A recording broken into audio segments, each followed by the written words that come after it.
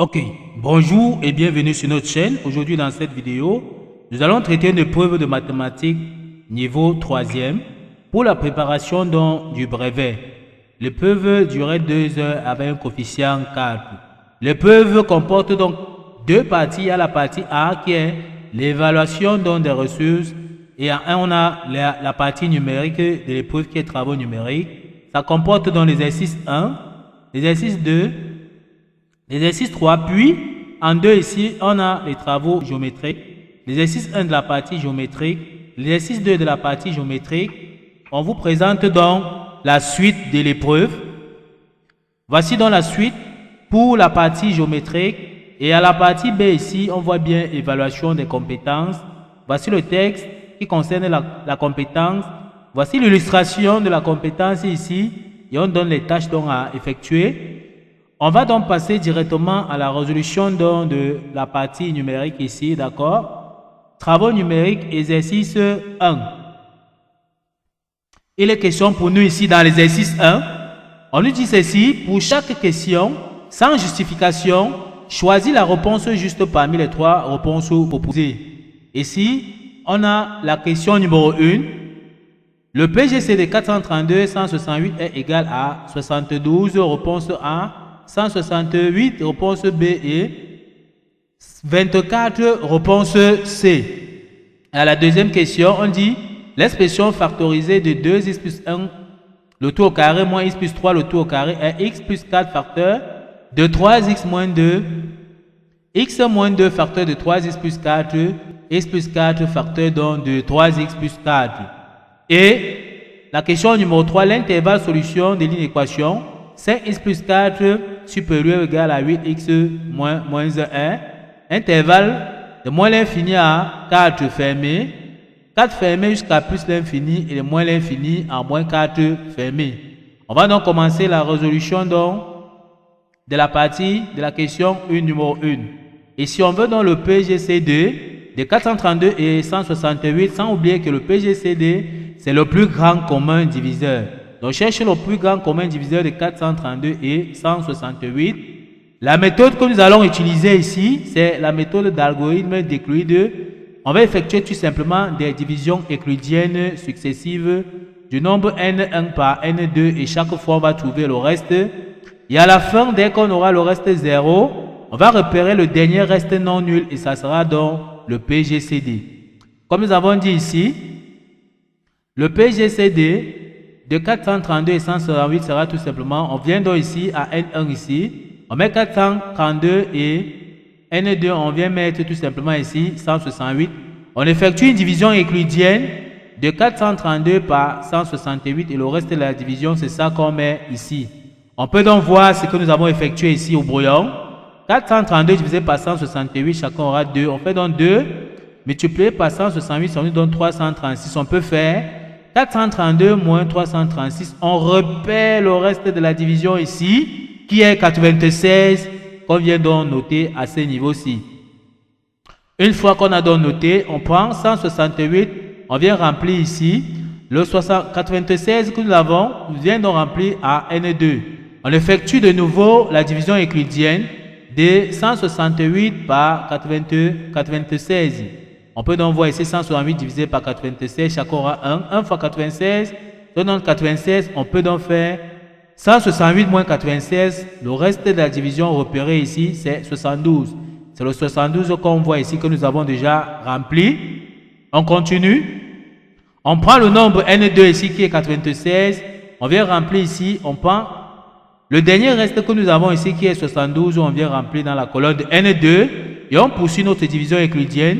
96 divisé donc par 72, le reste de la division, on va donc venir mettre ici. On peut donc observer ici comment nous avons calculé. 96 divisé par 72, ça aura 1. 1 fois 72, ça fait 72. On peut faire 96 moins 72, le reste de la division. Donc, qu'on repère ici, c'est 24. On vient donc dans notre tableau ici, on met donc 24. Puis, on poursuit la division euclidienne. N2, on vient mettre ici. Et le reste de la division 24, on vient mettre ici à partir de N2. On peut donc continuer à effectuer notre division euclidienne de 72 par 24. On fait donc 72 divisé par 24. Ici, chacun aura 3. 3 fois 24, ça nous donne 72. Et on peut faire 72 moins 72. On repère donc le reste de la division ici qui est 0. On vient donc remplir ici qui est 0. Maintenant, il est question pour nous. La division euclidienne est donc finie. Nous avons donc notre 0. On doit repérer maintenant le PGCD. Comme nous avons dit au départ, le dernier reste non nul. Et lorsque nous regardons ici, dans notre tableau, on peut voir que le dernier reste non nul ici n'est autre chose que 24 qu'on voit ici. Donc 24, c'est tout simplement notre PGCD qu'on cherche. Donc le dernier reste non nul de la division, on part tout simplement les proportions de réponse ici. On voit bien que la bonne réponse c'était effectivement la réponse C. Donc nous avons donc résolu la question numéro 1. On passe donc à la suite pour résoudre donc la question numéro 2 qui est l'expression factorisée. On passe donc à la question 2. On veut donc savoir l'expression factorisée de x plus 1 le tout au carré moins x plus 3 au carré est. On nous donne 3 propositions de réponse ici. Pour pouvoir répondre donc à cette question, nous allons donc traiter la question au brouillon. Donc on veut donc savoir l'expression factorisée de 2x plus 1 le tout au carré moins x plus 3 le tout au carré. Déjà, on va remarquer que ici, on voit bien que ça ressemble au produit remarquable a carré moins b carré. Donc, sa forme factorisée, c'est a moins b, facteur de a plus b. Ici, on peut repérer notre a ici, qui est tout simplement 2x plus 1. Et notre b sera donc x plus 3. Une fois qu'on a repéré notre a, puis repéré notre b, on peut donc appliquer la formule de la factorisation qui est a moins b facteur de a plus b. Donc ici, on aura donc a, comme nous avons dit, qui est 2x plus 1, moins b, qui est x plus 3. Donc ne pas oublier de mettre la parenthèse ici avant de mettre le signe moins pour ne pas se tromper. Facteur de a ici, qui est donc 2x plus 1, plus b qui est x plus 3. On va calculer donc chaque parenthèse. Ici, on a donc 2x plus 1. Ici, on multiplie. Moins x multiplié par x, ça nous donne moins x. Moins multiplié par plus 3, ça nous donne moins 3. Et ici, on peut calculer 2x plus x, ça nous donne 3x. 1 plus 3, ça nous donne 4. Donc, on a 3x plus 4. Ici, on additionne 2x moins x. La réponse nous donne x. Et on peut faire encore plus 1, moins 3. La réponse, c'est tout simplement ici, moins 2. On voit que la forme factorisée qu'on cherche, c'est tout simplement x moins 2, facteur donc de 3x plus 4. On peut donc tout simplement aller dans les proportions des réponses ici qu'on nous a données. Essayez donc de voir la bonne réponse et lorsqu'on regarde ici, on voit bien que la bonne proposition des réponses ici n'est autre chose que la réponse C qui est. Donc, la bonne réponse, c'est tout simplement la réponse B qui est x moins 2 facteur de 3x plus 4. Donc, voici donc la bonne réponse donc à ce niveau. X moins 2 facteur de 3x plus 4.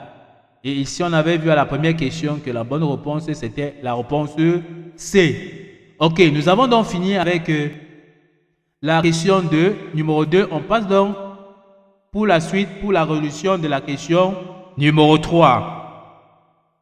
Donc, à la question numéro 3, il est question pour nous, on dit l'intervalle de l'inéquation 5x plus 4 supérieur ou égal à 8 facteur de x moins 8 est, on nous donne 3 propositions de réponse ici.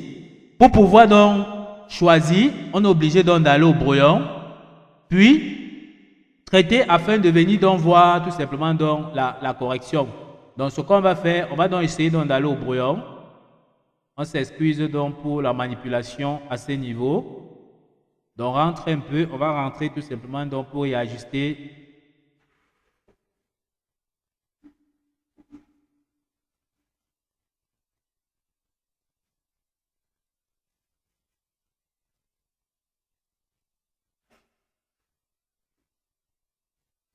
Donc, ok, on rentre donc tout simplement ici. On va donc essayer de rentrer pour essayer donc de voir, bon, la manipulation, le logiciel dérange. Donc, on va continuer.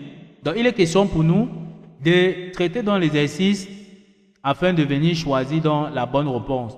Donc on dit l'intervalle solution de l'inéquation est tout simplement 5x plus 4 supérieur ou égal à 8 facteur donc de x moins 1. On va d'abord chercher à développer 8 facteurs de x moins 1. Donc le 8 va multiplier le x et le 8 va multiplier le moins 1. Donc ici à gauche nous avons bien 5x plus 4 supérieur ou égal 8 multiplié par x, ça nous donne donc 8x.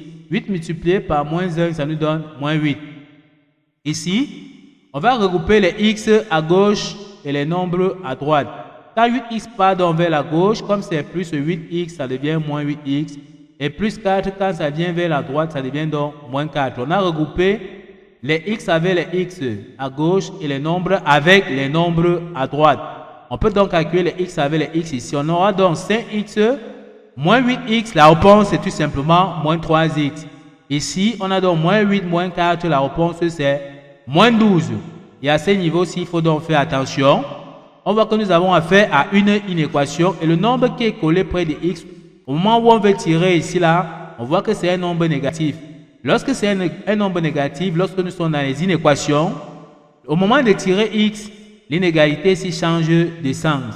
C'est pour ça qu'ici, on peut donc s'apercevoir ici que nous avons x inférieur ou égal. On voit bien que l'inégalité ici a changé de sens. Ici, c'était supérieur et là, nous voyons donc inférieur. Donc, x inférieur ou égal à moins 12 divisé par 3. Comme on voit ici, moins 12 divisé donc par moins 3. Les moins peuvent se simplifier. On fait 12 divisé par 3. Le reste, donc, c'est tout simplement, donc, ça nous donne 4. On peut dire x inférieur ou égal à 4. Pour pouvoir répondre donc à la proposition de réponse ici, il va falloir donc tracer tout simplement donc une droite pour pouvoir mettre sous forme d'intervalle ici. On trace dans notre grade gradué ici tel qu'on voit. Voici donc notre 0 que nous avons repéré. On met ici 1, 2, 3, 4. Donc on repère notre 4 ici. On dit inférieur ou égal. Donc la borne est bien fermée. Si on dit inférieur, ça veut dire que x part vers la gauche. Si je suis inférieur à 4, ça veut dire que je suis vers la gauche. C'est pour ça que nous avons donc mis la flèche vers la gauche. Ceci nous permet donc d'écrire tout simplement dans notre x sous forme d'intervalle. Donc on peut donc dire que notre x ici appartient, donc notre x appartient tout simplement de moins l'infini jusqu'à 4 donc fermé. On peut donc aller maintenant dans les propositions de réponse comme nous avons donné ici et de regarder celui qui correspond. Et lorsqu'on regarde, on voit bien que la réponse c'est la réponse A.